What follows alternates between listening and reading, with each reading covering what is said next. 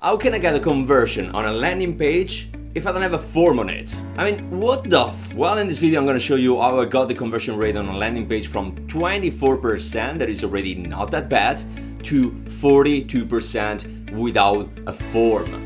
And I never seen this method applied by anybody else online. I don't know why, because it doubled my conversion rate. Well, let's not start sucking each other's dicks quite yet. And I know that it sounds weird not having an email form on the page. Well, wait for it. Welcome to the Growth Academy. Here I am on my laptop, and the page you can see here is one of the landing pages for one of my webinars. And the first thing that you can notice is that there is no form. There is no email form on this page. But there are two buttons at the bottom of the page. And let me tell you, neither of these two buttons trigger a pop-up with a form.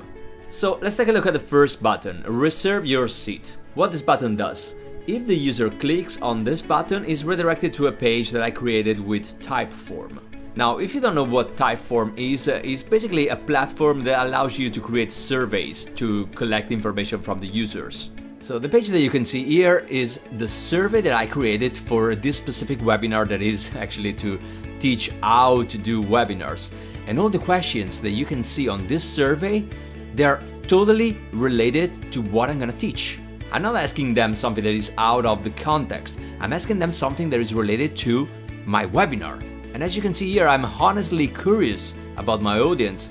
I can get precious information from them, I can know about their preferences, and at the end, just at the end, I ask for their name and email address. And I can tell you that there is a specific reason why surveys work better than a normal email form. With an email form, the user has to leave his name, his email address, and then is registered to the webinar. But with a survey, it's completely different. With a survey, you interact with the user. You ask him opinions, you ask him for his ideas. You want to know something more about this person. It's not just about a code.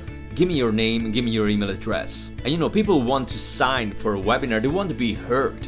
They don't want to listen to you for 1 hour, they want to be heard, they want to interact, they want to say something about themselves. My first impression about surveys when I learned about them was, come on, no one will go through all the questions. No one will reply to all the questions and then at the end opt in for your webinar. So wait for a second, take a look at the stats of this survey. Look at this, 83% of the people who started this survey, they got till the end. Why do you think the percentage is so high? First of all, it's because I simplified the answering method. They don't have to write on the keyboard, they don't have to press on the phone to write a long answer, they don't have to fill any form. I've already prepared the answers, they just have to click on the right answer. And the second reason why the majority of people reach the end of the survey is because they've been involved in all this process. They invested their time in answering my questions. So the natural thing that they can do at the end is to leave their email address and name to participate to my webinar. This is everything concerning the first button. Let's take a look to the second button. So the user can choose between reserve their seat via a survey on Typeform and the second option is about Messenger. Let me show you what happens. When the user clicks on the button reserve via Messenger, is redirected to his Facebook Messenger chat. And here on the chat happens the same thing that happened on Typeform. I'm asking him the same questions, I'm dragging the user through the same survey, but using another channel. And the great thing about this second method is that if the user reached the end of the survey on Messenger, I will have the possibility to reach him, to message him via Messenger, but at the same time via email. This basically doubled the probability that my user will see, for example, the reminders to my webinar, because I can send them through email but at the same time through Messenger.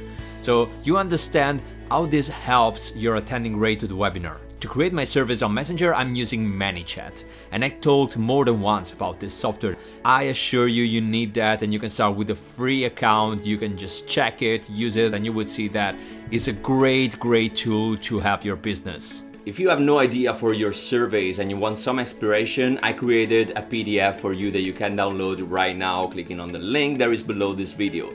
And in this PDF, I put all my 5 most successful surveys. I have a survey for registering to the webinar, I have one for the post-webinar, I have one for lead generation, I have one for the consulting page, the one that I use to get consulting clients, and I have one for the contact form. So click the link that you see below this video and get your PDF, and you have all the inspiration you need for your surveys. Let me address the last question you may have about my landing page. You may ask, why do I need 2 opt-in ways for my users? Why not just one? The answer is mostly psychological. If I give to someone 2 options, this person will choose between one and the other. If I give to my user a single option, if I put on my page just an email form, well, this person can fill the email form or just run away, close the page. But because I give 2 different options, the user can choose, and choice is super important when we're talking about the landing page. And don't get me wrong, I'm not saying that you have to throw away all your pages with email forms.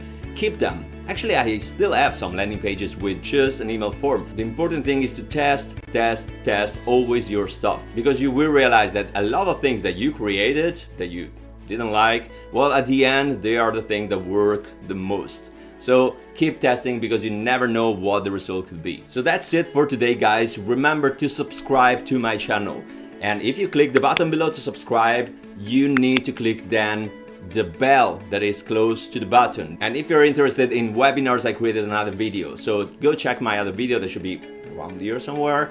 And it's about how to increase your attending rate on your webinars. That's totally important, because it's not that easy to get. And for the rest, I'll see you in the next video. Cheers, mate.